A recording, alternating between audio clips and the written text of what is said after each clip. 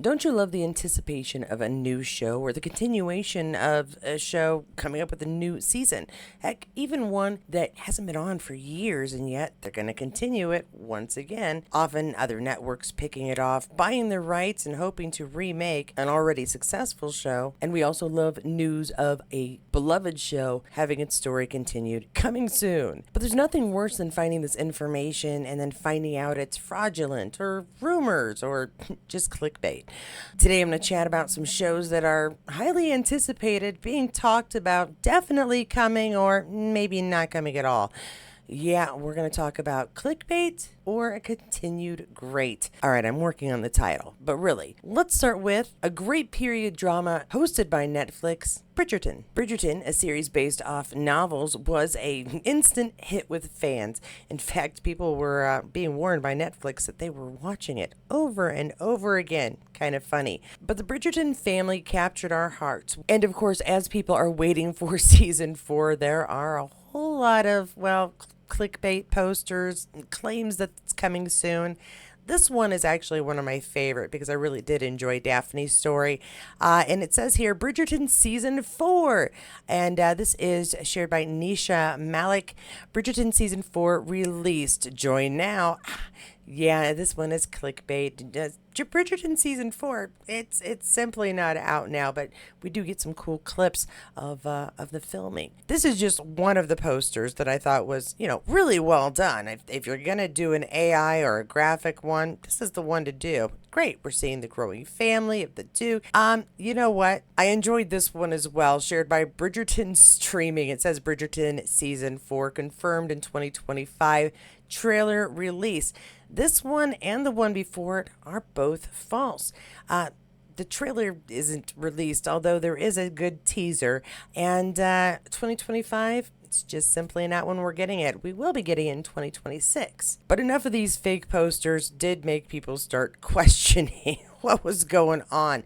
This one just simply said, is Bridgerton Season 4 out or what? And it's shared by Bridgerton. So what the heck is going on? Well, thanks to this video here, we now know for sure Season 4 is in production. And this one is shared by Netflix, giving us, the real skinny on what's happening. I mean, no offense to everybody out there guessing, but if I'm going to believe anybody, it's going to be the network or streaming service that actually carries the show. Yeah, even they say it's not coming out until 2026. So, we do get a behind the scenes, though, of them filming, and if you've watched how they make films and shows before, considering what we know about production time, well, yeah, it just makes sense. The rumors of it coming out in May 2025, June 2025, I don't know, August 2020, and really 2025. As I said, Netflix has given its official release date. However, this Harper Bazaar article does agree that everything seems to point to a late summer arrival. So, 2026. It's going to be a little while to wait, but it looks like it will be worth it with the center of the story being all about Benedict, and I enjoy him, so it'll be fun to see who happens to sweep him off his feet. Now on to Firefly. This one shared Yoda BBY Abby's post. Okay, this is a fun word. Firefly is back. It says, buckle up for the triumphant return of Firefly Season 2, where Captain Mal Reynolds, Nathan Fillion, and the enigmatic River Thames Summer Glau are the last ones standing years after the heart-pounding events of Serenity. Time has passed, and this dynamic duo is still navigating a wild, uncharted verse, sticking together to survive rogue reavers, cunning bounty hunters, and their own fiery tempers, promising more thrills, laughs, and shiny adventures than ever before. Catch the official series revival on Disney Plus in fall of 2025 and see why the verse just can't stay quiet for long. Wouldn't this be fantastic if this were true? Fall of 2025, that would be wonderful. However, I'm going to go with it is true that Disney Plus is interested in the idea of possibly doing this. There are some early production things happening, probably trying to work out who could be in it, what kind of story they'd like to produce. Keen on the idea, and pre-production does not mean that they, one, have even secured the actors that they're talking about here. Two, that there wouldn't be more of the previous actors seen involved in the show, although they're going with the two most well-known names, I believe. Well, no, that's not true. Zoe is a well-known face. Eight episodes, fall 2025. Take it with a grain of salt. However, I did find multiple articles that talked about Firefly and Disney being excited about the idea of it. And like I said, some pre-production is in the works. Why is that happening? Well, check out this paragraph. Disney acquired the rights to Firefly in their acquisition of Fox back in 2019. There was no immediate move to do anything with the property, but something has changed, and that something is the end of movie theaters. And a good portion of this article discusses how in the recent years, people are streaming. They aren't going to the movie theaters nearly as much as they used to. And so Disney is primed to invest a little bit more in more television series that seem like they could do well, which is why we get so many Star Wars and Marvel shows right now. Drawing your attention to this paragraph now. My sources, not mine, but the article writers, tell me that Disney is in early development on a Firefly reboot. The new show would start the story of Captain Mal Reynolds and his crew aboard the Serenity over from scratch with an aim to make this a long-running series on Disney+. There's a twist here, and the twist is that they see the show as an ideal family-friendly program for Disney+, and sources tell me they're planning to target more to a PG adventure family audience and less at that sort of a PG-13 dynamic the original Joss Whedon show went. Basically what that means is they're working out concepts and ideas. At this point, they could get, like I said, almost everybody from the original crew back. They might recast the entire thing and we'd have a new actor playing everybody. But it's very likely that the Disney Plus version, this family-friendly version, well, they're probably going to lose at least one character in all likelihood, and that would be Inara. Now, the reason that's kind of a shame is, say what you will about Joss Whedon, and a lot of things have been said about him, but his take on a sex worker was really, really forward thinking, quite frankly. In the last few years, the view of sex workers and their rights has changed, shifted quite a bit. And so really, Inara's character really does kind of fit into socially acceptable thoughts and ideas as we move forward and progress as to how people earn their money and if they have the rights over their own bodies to do so. Now, you don't have to agree with the kind of work Inara does, but it does show us that it can be beneficial to belong to a guild, something that requires you to check your health on a regular basis, to have training and to understand emotionally and physically what this job can do to you. So I think that it is a shame that if they're going to reboot this, that they were going to remove this character. All right, let's move on to another period drama, The Gilded Age. This one has been pretty popular. Max is who's carrying it. We can see it on a regular basis there. Well, at least we can go back and rewatch it, which I would suggest. And if you haven't, go check it out. It is a fantastically well done period drama focusing on one family of women and how they're living their day-to-day lives. It's a really interesting take on some of, the things that you would just sort of take for granted here and how women have to maneuver through society. I really enjoy it, and I'm really glad to see that it's coming back again June 22nd on Max. Now, I do have some images here, and actually Just Jared is one of the reasons why I was like, I don't even have to do a bunch of research on this sucker. If Just Jared is posting it, it's true. Know your sources. See if you can make sure they're trusted. But let's take a look at some of these pictures together, all right? First up, we have the picture of, a much-anticipated couple, and you can tell from the comments on the side, which you cannot see because I wanted to clean it up so you can get a good picture. But let me just read to you some of these. It says, with newly rich Aunt Ada enabling her to marry with a dowry, this match will be the success of the season. I think I like this in Bridgerton for the same reason, is the way they make it sound so, I love it when they use the season. I don't know, maybe I'm just a crazy person. There's some more pictures here. Oh, nice group photo. It looks like we're in church. I don't know if we're in church for, possibly a wedding, or if we're just at church. Oh, lovely ladies with their gowns on. Every day is a fancy day on the Gilded Age. Seriously. That is one thing that always strikes me, is that women had to dress for an occasion even when there was no occasion. It's would be a little mind-numbing to me, quite frankly, but keeping up appearances, got to be matching with society. You got to fit in with society. It's important. Oh gosh, Miss Scott and her mom. Let's see what could be happening in their world.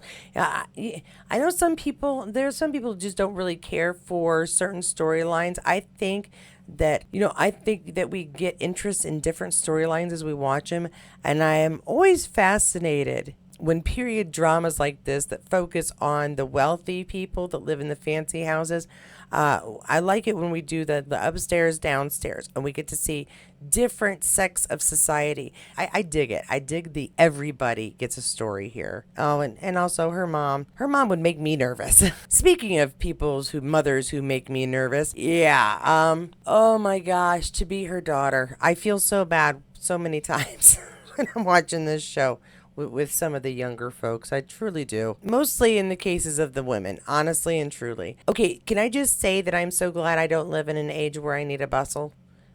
Because I have my own. So I really, really didn't need the extra padding. But I do like that everybody wears a parasol, even though I like a little sun, just because I know way too many people who burn, even with lotion that's supposed to block the sun. It just never works. Now, when it comes to rumors, I know we've pretty much covered Outlander in previous videos. No, I have no idea when it's actually being released. Is it possible it could be by the end of the year? Yeah, it's possible.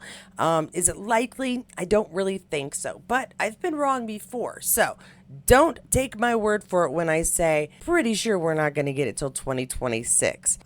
There's always the possibility it could come out sometime in November. As I said before, we've always noticed that there's been at least an 11-month gap between the final episode of the previous season and the first episode of the following season. And we did get our last episode in January. November would be a month early, and it's the final season. I really think that Starz is going to milk that for all it's worth and at least see how Blood of My Blood performs before they have a release date of Outlander. That said, this is yet another fakery, and I want to take a look at it with you just so you can see how we know this is a fake. Before I read anything, just look at that picture. I'm going to give you a second. Go ahead. I know you're looking. I know you see it. Do you see the problem here? Sam Heughan is an actor. Yes, we all agree. Roger McKenzie is not. Why would these names be up here together like this? If it said Sam Heughan and Richard Rankin, I'd believe it. If it said Jamie Fraser and Roger McKenzie, you know what? I still wouldn't believe it, because why would theirs be the only names on the poster? It doesn't really make any sense. At any rate, let's read this just for fun and see if we can pick out any other clues. Outlander Season 8, 2025. Official trailer, which there never is one. Sam Heughan, Katrina Balfe, Richard Rankin, an 8th and final season of Outlander marks the epic conclusion to this acclaimed story of love and time travel. In this latest installment, Jamie Fraser, Sam Heughan, and Claire Fraser, Katrina Balfe, face new challenges amid the American Revolution, where their family's fate hangs by a thread. The trailer hints at intense conflicts, emotional reunions, and unexpected twists that will keep fans on the edge of their seats. As Roger McKenzie, Richard Rankin, fights to protect his legacy, Jamie and Claire must make life-changing decisions in a world on the brink of permanent change. With breathtaking scenarios, touching dialogues, and a plot full of passion and danger, this season promises an unforgettable conclusion. The journey is coming to an end, but the legend of Outlander will live forever. I really like that. They worded that very nicely. Anybody see a link to this new trailer they're talking about? Yeah, see, it's fakery. Anyway, I hope that helps give you an idea of, see, they make it so big. It's such an amazing thing. Oh my gosh. And there's no link, and the poster is poorly made.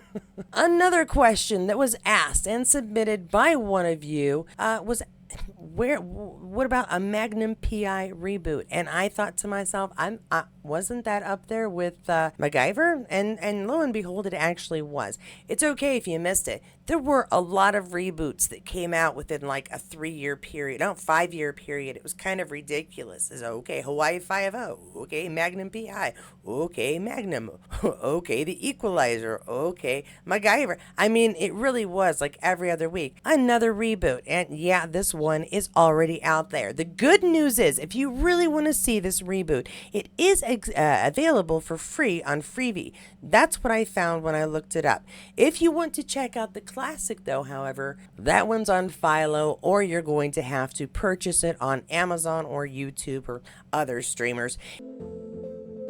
If you want to see if it's available on something you have, I always go through and check my app. But first, I do a little Google search and type in the words stream, enter title of story here, free, and see if it gives me a list of free places I can watch it, and then it'll list all the places I can watch it. More often than not, I've got streaming service or an access to some place I can watch it with commercials. Whatever show I'm looking for. Not Magnum specifically, but it is out there. What I like about this, though, is the naysayers, because I am never a fan of a reboot from the beginning. It just never happens. I might be excited to see what they do with it, but for the most part, like 80% of the time, I go into a reboot hating it. I have to be convinced. I was not a huge Magnum PI watcher, considering that when it came out, the original, I was a little child. I don't care about Tom Selleck's chest or anything, so his mustache wasn't cute to me. My dad grew a mustache for a while. I wanted him to get rid of it too. So in general, a mustache isn't going to do it for me. However, there were some comparisons to from the reboot and Burn Notice and little things like that. I'm not sure you'd be all that pleased with the reboot, but you can go check it out if you like.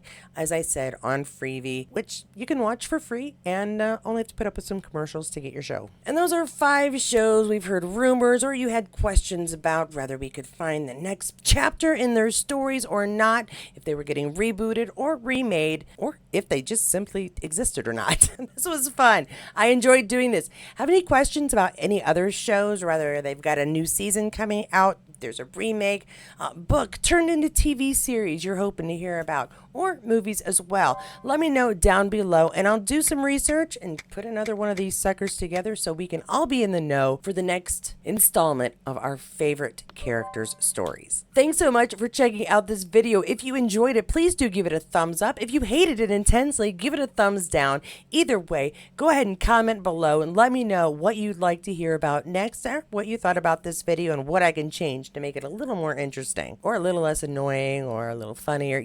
Let me know. To my members, thanks so much for the additional support as I try to expand this channel and what we do here. I always love hearing your opinions, and I truly appreciate the extra support each month. Thank you so much.